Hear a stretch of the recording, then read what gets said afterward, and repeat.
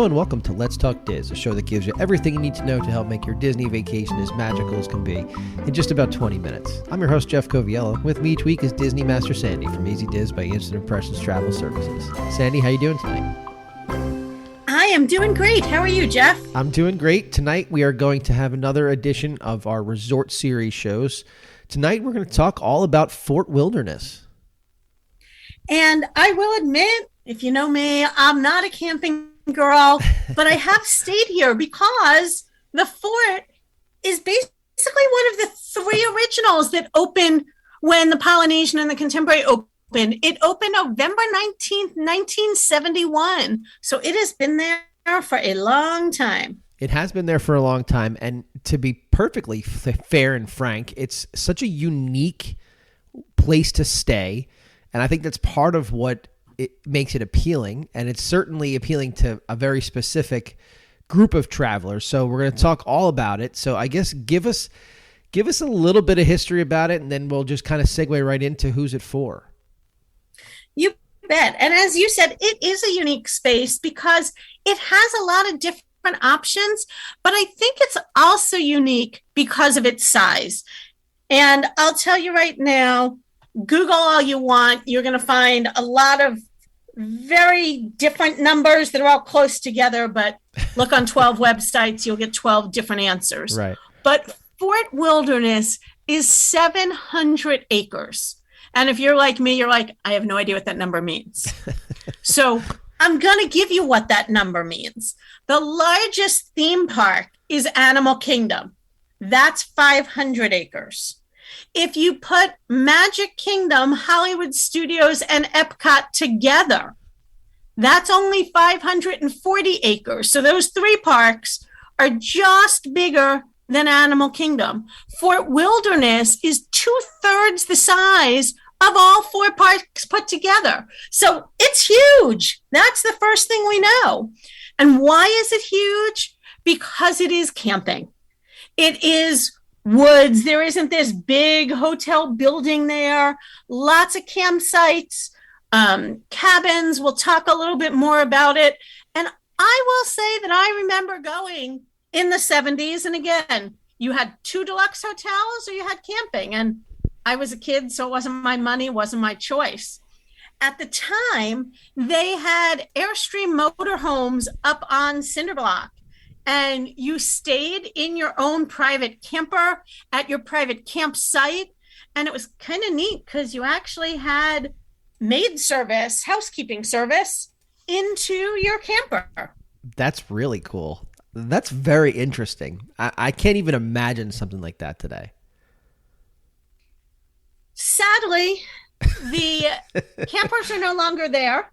Due to some environmental issues, we've said goodbye to them many, many years ago, and they've been replaced with phenomenal cabins.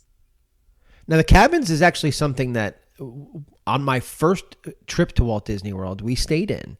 So it is something that I do have an experience with. It was so long ago that I really can't speak to it. I've seen them since, but it's obviously not an accommodation that I've been in again since that very first time. But just kind of a cool. Was it on that faithful trip where your sister? No. This was this was before my sister, so it was definitely way early on. But a very cool accommodation, something that again is very unique to this particular property. It is, and it's definitely something. Believe it or not, as somebody, I'm not a camper. I'm readily going to say that. My apologies to all of you who love to camp. It's not my thing. But it's a lot of people's things because the campsites fill up so quickly. I will tell you that if you're looking for, especially December, January, it is harder to get a campsite than any other resort on property. So I guess let's break it down for that particular purpose, right? You said it's harder to do it. So typically when we're talking about our rooms, there are a bunch of different room accommodations. Does the same principle hold true for particular camping sites in this particular resort? It does. So options for you are going to be that cabin that I just spoke about. It's going to have a full kitchen. It's going to have a bedroom, that sleeps 4. It's got a set of bunk beds in it, the only bunk beds still left on property, and then a living room with a queen bed. It's different than we've done episodes on the villas. It's not like the villas because it doesn't have the washer dryer. I will tell you, I don't love the bathroom layout here. Everything is inside the room. So although it sleeps 6 people, you're all jockeying for bathroom position. However, you've got a great deck. It comes with an outdoor grill. You've got space, and you've got your own bit of space and your own bit of quiet. You're not sharing a wall with anybody. Okay. And that's for the cabin And then there's the campsites. Right. Yeah. So let's talk about that. So campsites are interestingly very different. I have to say, probably when they came up with this idea in 1970, they would do it very different today. Okay. There are different types of campsites and all different size campsites. So you can get anything from a partial hookup to a full hookup. So that partial, probably somebody bringing a tent. Full hookups are with campers, full hookups in a preferred location, in a premium location, in a premium meadow location. And then, of course, there are also areas, everything in the campground is done by what they call a loop. There's all these different U-shaped loops off the main road, and there are pet loops. So depending what you're looking for, you reserve that particular site. And as a travel agent, it was actually kind of one of the most interesting reservations that I learned to book, because I had to learn things about camping. Right. It's going to ask you, how big is your unit? Do you have a 5th wheel? Do you have slides? Do you have awnings? Because as I said, the sites are not all the same. They want you to have that camping feeling. There's lots of wood still left on property and the poured concrete pad in between to park, but they really do a bigger puzzle than I think any place else on property, fitting everybody to their site. Now, you may say to me, I really want to camp. I don't want a cabin. I want to camp, but I'm flying. So what can I do? I'm going to tell you that camping is not cheap at Disney. You don't pick Fort Wilderness to camp because that's where you're going to save money. It's definitely not. But you can, in addition to getting that partial site, you can rent a tent from Disney. You can rent cots to go inside that tent. So even as somebody flying who's really not going to be that camping person, you can have those opportunities. Interesting. And of course, those are all at a add-on price, correct? They are. So current pricing, $45 a night for your tent, $6 a night for your cot. And that's clearly a sign of the quality of of the bed you're talking there. But that's also in addition to paying for the site itself. So that is on top of the site, because again, you can bring all your own equipment. Many people certainly do bring their own tents. How does check-in work for a location like this?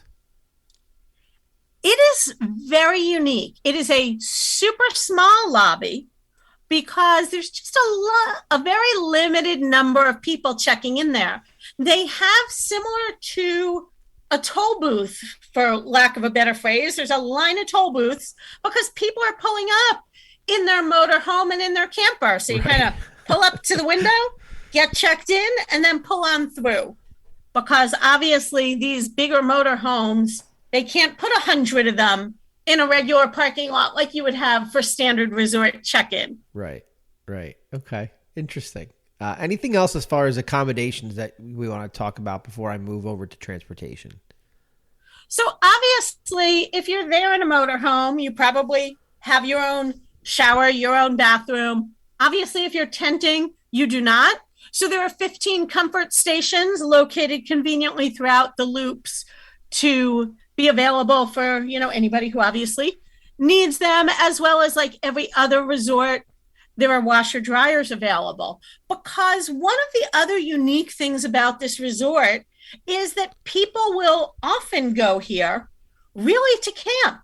They may not go to the theme park at all. They may only go for 2 or 3 days. There are a lot of snowbirds. This is why sometimes the sites are harder to get. I know people who go for 25 to 50 days. And so you're going to need to get things like laundry done in that time. That's a good point. A lot of the folks that I know that are campers, this is a stop along the way of many stops that they make too, which again, you have to get your mindset. For those of you that are listening, if this is who you are, perhaps you're nodding your head in agreement that yes, that's definitely how we do things. But let's talk about transportation. It is a very, very large resort, as you had mentioned. So let's talk about what we have to offer in that regard.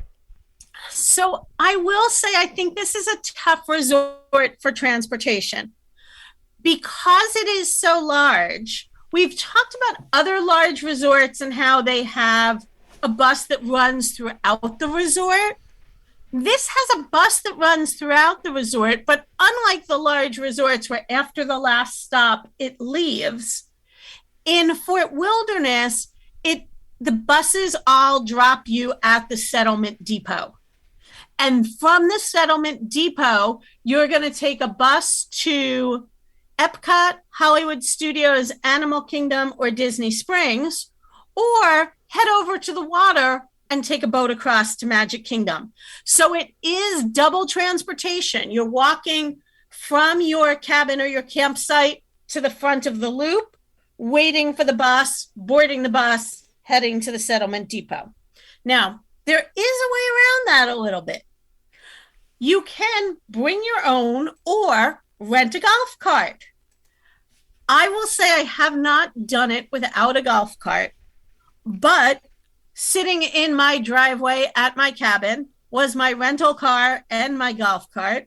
And I will tell you that my golf cart costs more per day than my rental car. But it's such currently, a cool golf car. Carts it is a cool car. The golf carts currently are $63 a day. You can drive your golf cart right over to that settlement depot, plug it in while you're gone for the day, and hop on that bus or the boat. So you can eliminate that first bit of transportation. Golf carts seat 4. They have a very limited number of golf carts that seat 6.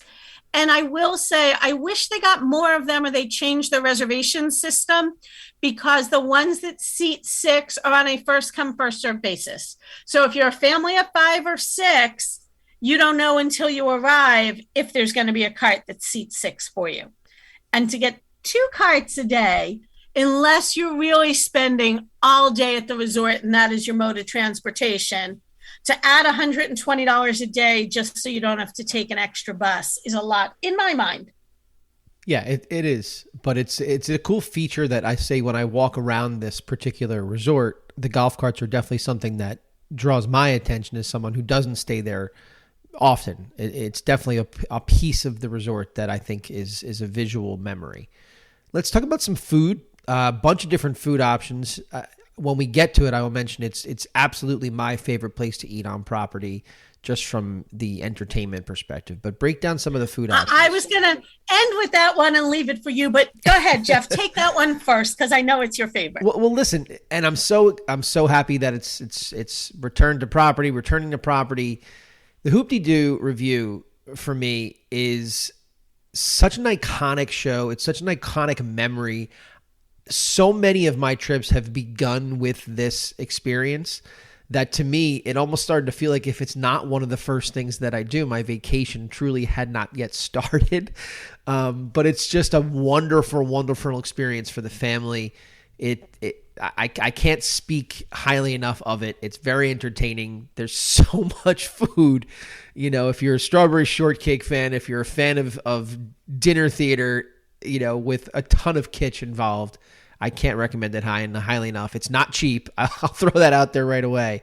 But if you're looking for something to break any kind of ice with any of your traveling party that maybe is not all in on Disney, I would say bring them to this particular show. They may end up on stage and it would change their whole perspective. And part of the reason it's not cheap is it does include beer and wine, which is unusual to be included in any dinner at a Disney resort. Correct. It is their longest running stage show. As you said, it, like everything else, closed when COVID happened. It was not one of the first things to come back. It actually will make its re-debut June 23rd, 2022. Right. which I missed. I missed on my last visit, so I'm excited to have it return. That's definitely one of those things that you want to plan for. And we talk to clients about it a lot because of the way the transportation is there. People often, I recommend sometimes doing it on a park day, because if you're at Magic Kingdom, it's easy to take the boat over, enjoy that, and then take the boat back to Magic Kingdom, catch the fireworks, and then hop on the bus back to your resort. Because as we've mentioned before, there is no resort to resort transportation. Correct. So, you're staying over at Riviera, you're looking at a bus to a boat and all kinds of things to get there if you're just doing it on a non-park day. And while non-park days are for relaxing, an hour and a half to 2.5 hours of transportation time is never relaxing to me. No, we find it a great way to, if you're going back to the Magic Kingdom in the evening or something like that, it's a great way to do that. What other food options do we have? Trails End, a great buffet actually located right next to the Hoop-de-Doo. It's always a favorite. And a lot of the things, when you think of camping and cowboys, you're going to have that corn on the cob and all those great pieces. Okay. What else? I will say that there's a lot more limited options here because it's a campground. So we've got our cabins that have full kitchens and a grill, and people who camp often make food on their grill. So there's 2 quick service options, and they're really more like snack windows with takeaways versus quick service and sit down. But because of the nature of being a campground and the things that I just mentioned, if you head to the Meadow Trading Post, which is their extremely unique gift shop, right, you'll find lots of food options there. And I say it's an extremely unique gift shop because it is a Disney gift shop. You can get a sweatshirt, a keychain, you can buy a soda. You can also get lots of food. You can get, bread and cold cuts and frozen pizza and hot dogs to put over that grill, and a marshmallow kit to do s'mores in the evening. But you can also find charcoal briquettes, and you can find hoses to fix your camper and zip ties in case you had a problem with your tent. So if nothing else, wander through there to see what there is. It's so fun to see everything packed right in there. So I think that when you're talking about a campground, right, Fort Wilderness, you really can't discuss it without breaking down recreation options. We do this with every resort, but I think the campground is so unique that we really have to pay some attention here. It's almost impossible to break down everything, but let's give an overview. Give us some information as to what the recreation options are at this resort. You bet. And being one of the first resorts, I'm going to get stuck in some nostalgia. All right. So I'm going to give you a recreation that is no more. And that is Disney's first water park. River Country was at Fort Wilderness. It was a water park that didn't use fresh water. It actually used water right out of the lake. But I remember being there as kids. It had slides. It had, the big ropes above the water that you hung on to and swung. It was a lot of fun. It will always hold its place to me as the original Disney water park. It is no more. If you haven't been to the fort in many years, you probably think the pools are boring, because they were. They used to have 2 pools that were both big rectangles. Not so exciting. But many years ago, they decided they needed to up their game like the other resorts and have a main themed pool. So now they do have a big theme pool with a big slide. Lots of fun for everybody. But again, because people spend more vacation time here than in the park, you've got archery, horseback riding, Segway tours, carriage rides, bicycles to rent, volleyball, basketball, tennis, tetherball, and of course, being on the lake, you can do boat rentals and fishing excursions. I think when I think of the fort, I think of that horseback riding section. I just do. Like it's one of those things that's just iconic, and it's maybe because it's over by some of the food options that we had talked about. It's over by Pioneer Hall. When you're getting off the boat and you're walking towards Pioneer Hall, you can see the horse and just walking around. Like, it's just one of those things that's very, very visual. It's a memory there that you don't see at Disney's Grand Floridian. That's just not what you have there. So you mentioned things like archery, Segway tours, carriage ride. Like, those are the things that, if that's really in your wheelhouse, it's here for you. So definitely take advantage of it. Is there anything? And again, that's really bringing in the outdoors, getting more of a camping vacation versus being focused on a Disney vacation. The theme park may not be the main attraction. It may be all of those outdoor things, those family bonding things, those basics. It's sad to say that a lot of kids don't go ride bicycles anymore. That's just not where the time is, not where the streets are. And so really back to basics here, which is so nice. Well, let's touch on any basics that we didn't cover today. What did we miss that we need to address before we say goodnight? I'm going to go with two things that you may be looking for that also, sadly, like River Country, are no more. This was the home of 2 dinner shows, not just one. Mickey's Backyard Barbecue used to be here. Right. It is no more. That land has been cleared. It is not coming back. It was a great barbecue evening with beer and wine and characters and dancing. So if you're looking for that, stop looking. It is no more. And those of you that are really old, I am going to tell you one of my absolute favorite Disney childhood memories that also is no more. And when I did a resort tour about 8 years ago, and the resort manager was leading a group of us that were there for a PR tour, and I mentioned this to him, he got this look on his face and he said to me, "Nobody else remembers that. I'm so glad you do." It was called the Marshmallow Marsh. They tell me that it doesn't exist anymore because the island that you used to canoe to sunk. I'm thinking at some point the Disney legal team stepped in and said, "You guys are out of your minds for allowing this." Guests would meet on the beach. You would hop in canoes. You would follow, there was a cast member in each crew, and all these canoes heading out onto the lake with all these guests rowing to get you to this island.